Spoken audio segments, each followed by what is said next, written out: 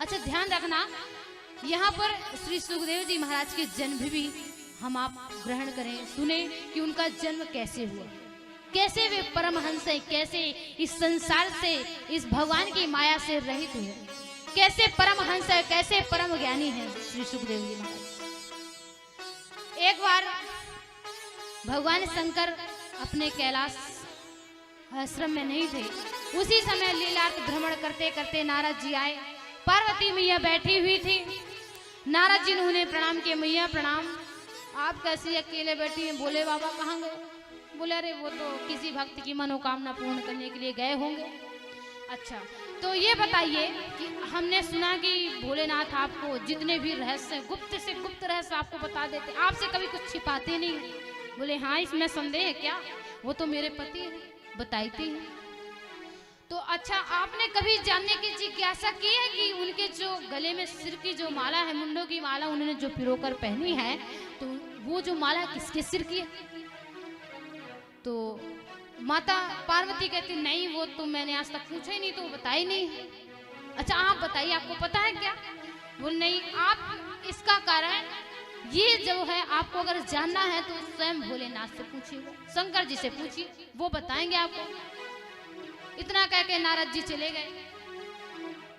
अब पार्वती मैया बैठी, नारद भोले जी आए, पूछे हमने उनसे ऐसा क्या कह दिया, इतनी बड़ी गुप्त बात हमसे छिपाई है, क्यों छिपाई है? हम तो अभी तक उनको जानते थे कि वो हमें अपनी हर एक बात बताते हैं। उन्होंने अपनी ये बात क्यों नहीं बताई कि वो जो सिर पे उन्होंने माला पिरो करके पहने, किसके सिर की माला है भाई? आए भोलेनाथ, उन्होंने पूछा, पार्वती में ये कहती है भोलेनाथ आप ये बताइए कि ये जो सिर पे किसकी माला पहने हैं? जो सिर पे पिरोए माला एक धागे पे पहने महाराज, किसकी पहने बताइए? शंकर जी ने कहा देवी ये आप ही के सिर की माला है, आप ही की मुंडों की माला है। बोली ये नहीं हो सकता। क्यों? क्योंकि मैं तो आपके साथ रहती हूँ।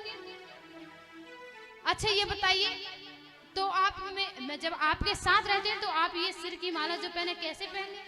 बोले देवी जब जब आपका जन्म होता है, जब जब आप इस धर पर अवतार धारण करती हैं और जब जब आपकी मृत्यु होती है, तब तब मैं आपकी उस सिर की माला उठा करके अब इस धागे में पिरो करके और पहन लिया हूँ। तो महाराज क्या मेरी ही मृत्यु होती, आपकी नहीं होती? भोलेनाथ ने कहा नहीं मेरी तो नहीं होती। बोले क्यों? क्योंकि मैंने भगवान की अमर कथा का रसपान किया। अच्छा तो आप मुझे क्यों नहीं कराए? मुझे भी करवाइए ताकि मेरा आपका वियोग कभी ना हो, मैं भी आपके साथ सदैव मस्ती में झूम करके भगवान का नाम लूं। मुझे भी उस अमर कथा का रसपान करना है महाराज, मुझे आपसे अलग नहीं रहना। भोलेनाथ ने कहा ठीक है देवी, मैं तुम्हें इस अमर कथा का रसपान कराऊंगा, क्योंकि ये अमर कथा जो है बड़ी गोपनीय है। जाकर के आश्रम में देख के कोई अगल बगल है तो नहीं, क्योंकि इस अमर कथा का विस्फुटित होना ऐसा नहीं है, बड़ी दुर्लभ कथा है, ये सबको सुलभ नहीं हो सकती। पार्वती मैया गई आश्रम के बाद, दौड़ी दौड़ी देखी कुछ नहीं। बोली महाराज कुछ नहीं है। देखा तो एक सुख का जो अंडा पड़ा हुआ था। बोले अरे ये तो अंडा है, क्या ये अभी विगलित तो हुआ नहीं, फूटा तो है नहीं। और दौड़ी दौड़ी आई, बोले भोलेनाथ आश्रम के अगल बगल मैंने देख आई हूँ, आसपास कुछ भी नहीं है, कोई है ही नहीं, अब आप मुझे अमर कथा सुनाइए। और देवी पार्वती आसन को ग्रहण करती, आसन में बैठी, भोलेनाथ उन्हें अमर कथा सुनाने लगे। और ध्यान रखना जो भोलेनाथ उन्हें अमर कथा सुनाते हैं, यही श्रीमद् भागवत की कथा अमृत का रसपान उन्हें कराते हैं। यही अमर कथा है जिसको रसपान करने से जीव अमर हो जाता है। जन्म बंधन के चंगुल से जो है हमेशा हमेशा के लिए छुटकारा मिल जाता है। यही अमर कथा आज भोलेनाथ माता पार्वती को कैलाश पर्वत पर श्रवण कराते हैं। जैसे कथा का समापन हुआ, कथा सुनते सुनते पार्वती मैया की नींद लग गई थी। हुकारी भरते भरते बेचारे थक गई। और कथा का जैसे समापन हुआ, नींद खुली अचानक, तो पार्वती मैया कहती है महाराज ये बताइए कि मैंने तो उद्धव गोपी संवाद सुना ही नहीं, भगवान ने कैसी कैसी लीला की। महाराज क्षमा करना, मुझे नींद आ गई थी।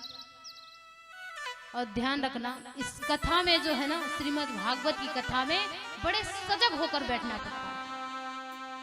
अगर मनी राम जी थोड़ा मोड़ा यहाँ वहां चले गए तो हो गया काम तमाम। अगर उनके जाने के बाद निंद्रा देवी आ गई तो फिर कथा श्रवण करने का कोई फायदा ही नहीं है। सो जाएंगे, थोड़ा जमुहाएंगे और सो गए। पता नहीं बैठे तो शरीर से यहाँ है, भ्रमण कहीं और कर रहे हैं, सपने में कहीं और खोए। अगर मनी राम जी चले गए, अर्थात हमारा मन कहीं यहाँ वहां चला गया, बैठे तो है कथा श्रवण करने के लिए, लेकिन मन जो है दुकान में लगा है। पता नहीं ग्राहक आए होंगे, जो है उनको अच्छे से सामान दिखाया होगा, नहीं दिखाया होगा, अच्छे ढंग से उनको डील कर पाया होगा, नहीं कर पाया होगा। तो जब कथा में बैठे तो बड़े सजग होकर के, मनी राम जी कहीं यहाँ वहां जा ना पाए और निंद्रा देवी कहीं आ ना पाए। क्योंकि पार्वती मैया से यही गलती हुई थी, कथा श्रवण करते करते उनकी आंख में निंदा आ गई थी, नींद आ गई, वो सो गई तो भगवान की कथा का रसपान नहीं कर पाई। और जैसे पार्वती मैया जगी और कहती है, महाराज मैंने तो उद्धव गोपी संवाद का रसपान ही नहीं किया, यह प्रसंग तो मैं सुना ही नहीं। तो भोलेनाथ ने कहा, तो फिर हुंकारी कौन भर रहा था? ये हूं की आवाज किसकी आ रही थी? और जैसे आश्रम के बाहर जाकर के देखते हैं तो वहां जो सुक का जो अंडा पड़ा हुआ था वह विगलित हो गया था, फूट गया था। और जो उसमें से सुक का जो शावक निकला था, सुक का जो बच्चा था, जो तोता था, वह हुंकारी भर रहा था। भोलेनाथ बड़े क्रोधित हुए, अरे ये अमर कथा ऐसे फूट गई, ऐसे विस्फोटित हो जाना ये अच्छा नहीं है। इसको किसने, इस तोते के बच्चे ने श्रवण कर लिया। भोलेनाथ बड़े क्रोधित हुए, त्रिशूल लेकर के दौड़ पड़े उस तोते के बच्चे के पीछे पीछे। अब आगे आगे वह तोता का बच्चा और पीछे पीछे भोलेनाथ त्रिशूल लिए दौड़ लगा रहे हैं तीनों लोक में। इधर वेदव्यास जी की पत्नी पिंगला अपने आश्रम में बैठकर जमुहाई ले रही थी। उनके मुख के माध्यम से वह जो सुक का बच्चा था, सुक शावक था, वह उनके मुख के माध्यम से उनके गर्भ में प्रवेश कर गया।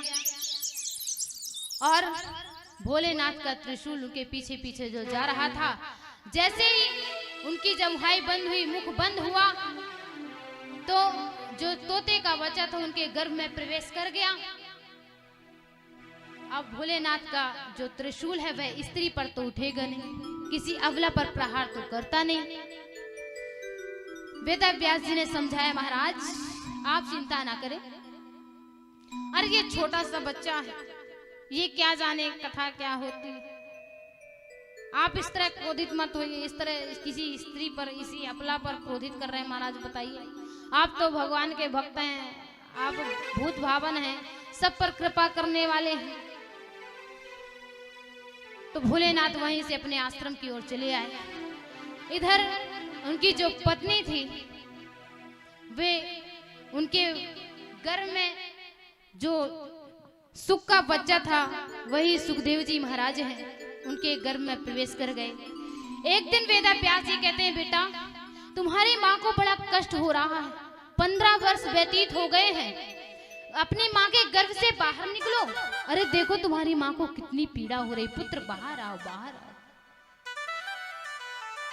ध्यान रखना, जो उनकी गर्भ पत्नी के गर्भ में जो बालक है, सुक का जो शावक है, वही सुखदेव जी महाराज हैं। सुखदेव जी महाराज अपने माँ के गर्भ से ही बोल पड़े, पिताजी मैं इस संसार में नहीं आऊंगा, क्योंकि इस संसार में आते ही मुझे भगवान की माया मुझे घेर लेगी और मैं भगवान की माया के चक्कर में नहीं पड़ना चाहता हूँ।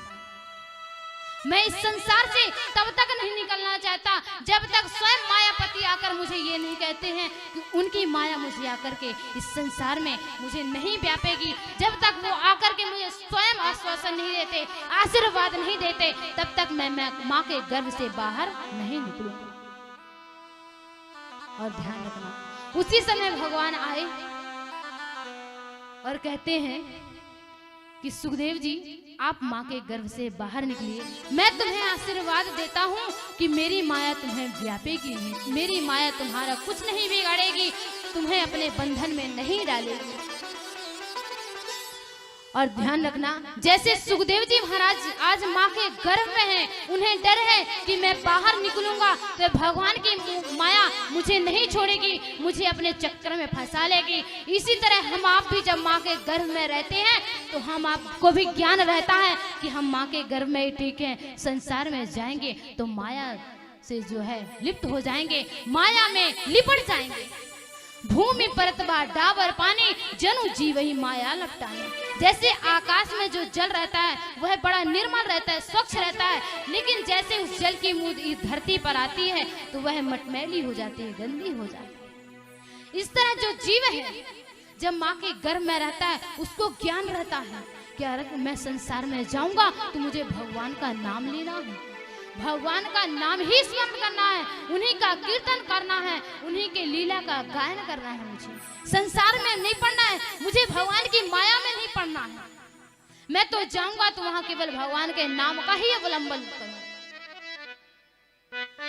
आज सुखदेव जी महाराज भी कहते हैं कि अगर भगवान स्वयं आकर के मुझे आशीर्वाद दे कि उनकी माया मुझे नहीं व्यापेगी पिताजी, तो मैं इस संसार में आऊंगा। वेद व्यास जी कहते हैं, पुत्र अब तो तुम्हें भगवान का आश्वासन मिल गया, भगवान तुम्हें आशीर्वाद दे दिया, अब तो बाहर निकलो। लेकिन हुआ क्या कि वेद व्यास जी अपनी माँ के गर्भ से बाहर निकले और निकलते ही तुरंत अपने माँ बाप को छोड़कर इस संसार को त्याग करके वन की ओर निकल पड़े। वेद व्यास जी रोक रहे हैं, पुत्र रुक जाओ, ठहर जाओ पुत्र, मेरी बात सुनो।